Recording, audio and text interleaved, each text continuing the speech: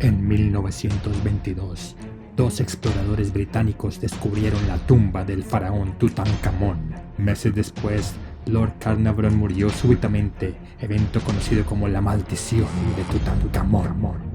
Hoy se sospecha que no era una maldición, sino un hongo que causa histoplasmosis, tema del video de hoy. Muchísimas gracias, Victoria, por participar en Ciencia Café para su merced.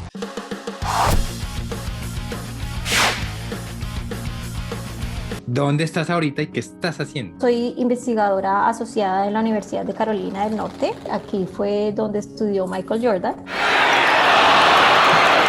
Bueno, cuéntanos de qué se trata la histoplasmosis, que suena todo como extraterrestre. La gente generalmente no la ha oído. Cuando ustedes van a una caverna o una cueva y hay murciélagos, la gente tiende a enfermarse y es generalmente por el hongo que está habitando en esas cuevas. Está presente en el guano o en la materia fecal de murciélagos y aves también, y se encuentra en el suelo. Si hay, por ejemplo, construcciones y los camiones remueven la tierra y hacen que que las partículas del hongo salgan al aire, la gente lo aspira, lo inhala y se enferma. Y si uno está infectado, no se transmite persona a persona. Tiene uno que inhalarlo. Y también, dato curioso, Bob Dylan le dio histoplasmosis. En tu laboratorio tienes este hongo en una cajita, me imagino, así, guardadito, sí, congelado. Sí. Y entonces, ¿ese hongo es único o hay diferentes versiones de ese hongo? O sea, como que un solo tipo de hongo o varios tipos de hongo. Hay muchos, digamos, individuos de ese hongo. Parte de lo que estamos tratando de hacer es ver qué tan similares o diferentes son cada uno de esos individuos, y estamos viendo cómo podemos agruparlos basados en similitudes o en diferencias y ver si esos grupos de grupo de individuos del hongo pueden causar diferente enfermedad o causan el mismo tipo de enfermedad. Entonces es ver qué de cada grupo los hace únicos a la hora de causar una enfermedad. Sin ser bióloga evolutiva, a mí siempre me ha fascinado el impacto que puede tener la evolución y cómo eso puede afectar el establecimiento y el desarrollo de una infección, que lo estamos viendo ahorita con COVID. Por eso trabajo muy de mano con Daniel Matute, que él sí es biólogo evolutivo. Entonces eso ha sido, digamos, una gran ventaja que he podido aprovechar. Cuando se agrupan en un grupo, se les llama cepa. Eso es lo que sé, es una cepa, como un tipo, digamos, diferente la a los demás. cepa es cada uno individual, es un solo individuo del hongo, ¿sí? Cuando se agrupan ya pueden llegar a ser familias filogenéticas o especies. ¿Por qué es interesante, importante y chévere estudiar esas diferencias en los hongos? Esos cambios que en últimas es lo que se conoce como la evolución. A mí me parece fascinante porque pues histoplasmosis tiene muchas manifestaciones clínicas. Entonces uno puede infectarse y ni siquiera darse cuenta. Uno puede tener una infección muy leve, puede presentarse, digamos, es como tener una gripa fuerte, pero que uno dice, tengo gripa, no voy al médico, ¿sí?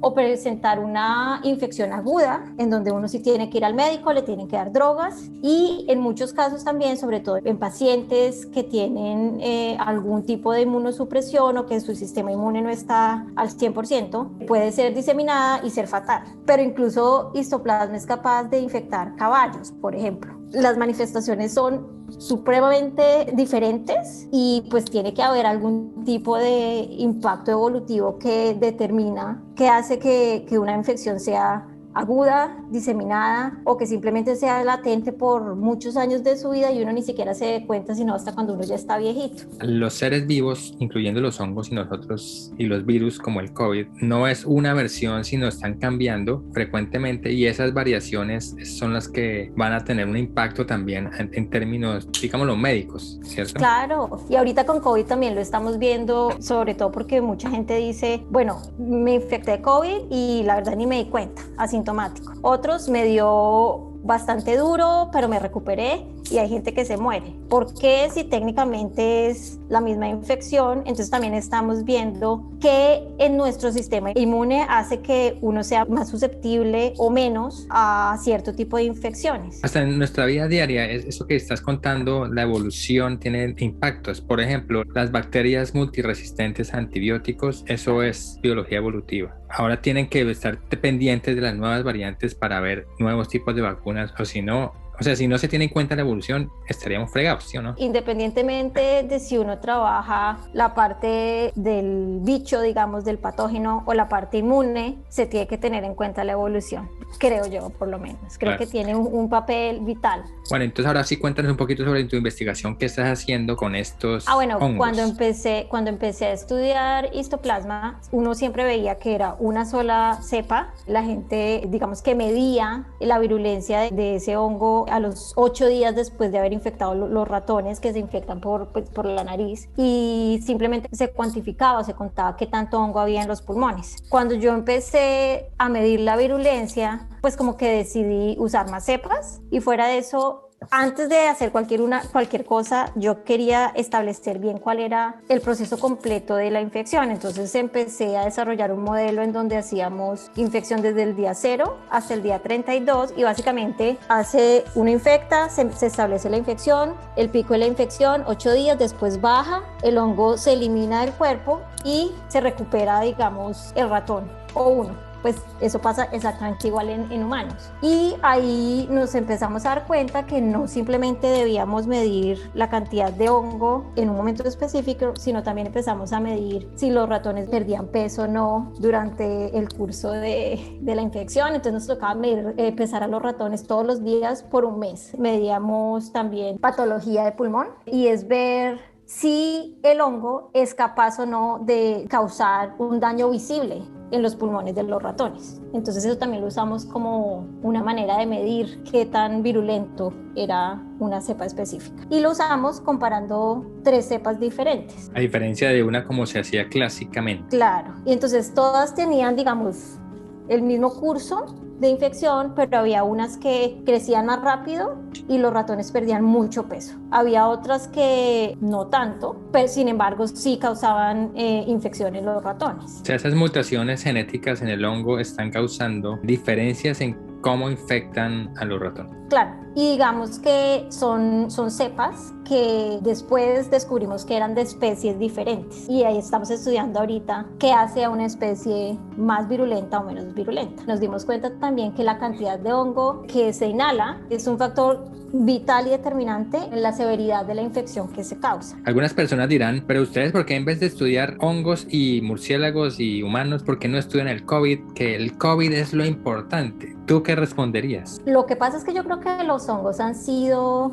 ignorados en gran parte, pero si tú te das cuenta, hay pandemias de hongos que han sido importantes y que han afectado, por ejemplo, ranas, y pues que causan un problema enorme en términos de biodiversidad. Entonces son más importantes de lo que la gente cree. La respuesta tan rápida que tuvimos contra COVID se debe a personas que estaban estudiando antes de que fuera pandemia, antes de que estuviera de moda, antes de que fuera cool estudiarlo. Claro. Entonces tú podrías estar trabajando en la pandemia del futuro hoy en día. Entonces yo sí creo que la ciencia básica, como la llaman, otros la llaman la ciencia fundamental, es importantísima porque cimienta las bases de las aplicaciones del futuro. ¿Tú crees que eso es así?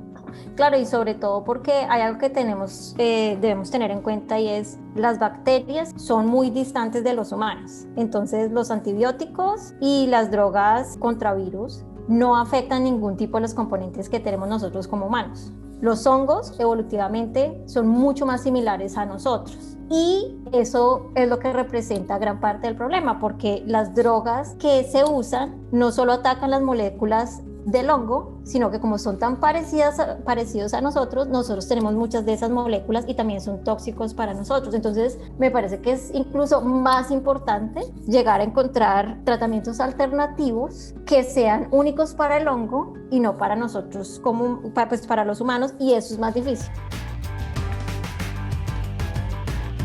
Anécdota científica.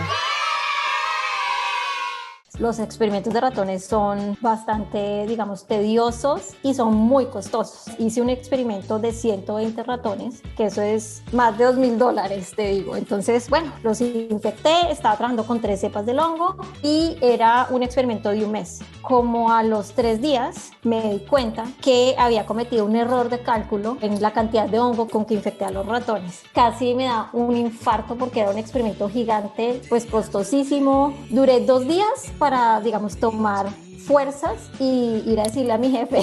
Claro, entonces entré a la oficina de mi jefe con una cara que él me dijo como que ¿quién se murió? O sea, ¿qué pasó? Y entonces le conté, le dije, no, cometí un error. Entonces, y pues afortunadamente mi jefe me dijo, ok, tranquila, no hay problema. Y me dijo, pero pues, ¿qué quiere hacer? Y yo, ¿cómo así? Me dijo, pues, es su experimento, es su tiempo. Inicialmente yo tenía que infectar los ratones con alrededor de 6 millones de células y lo infecté como con 100. O sea, la diferencia era astronómica. Pero el error lo cometí de una manera consistente en las 3 cepas que estaba haciendo. Entonces yo dije, pues nadie ha mirado qué pasa cuando uno infecta con algo tan bajito. Entonces, pues sigamos con el experimento. Y después, de hecho, ese error representó unos datos nuevos que de hecho, digamos que en vez de ser algo negativo, fue supremamente productivo y cambió los resultados finales de mi tesis porque las cepas que eran más virulentas a concentraciones altas no eran capaces de ser tan exitosas a concentraciones pequeñas. Eso es para que sepan, cuando no les haga el experimento, echen toda la basura, sino que tal que ese mismo sea un nuevo experimento. Sí, pero sufrí bastante, digamos, con el error. Victoria, muchísimas gracias por haber participado en Ciencia Café. Ciencia para su merced.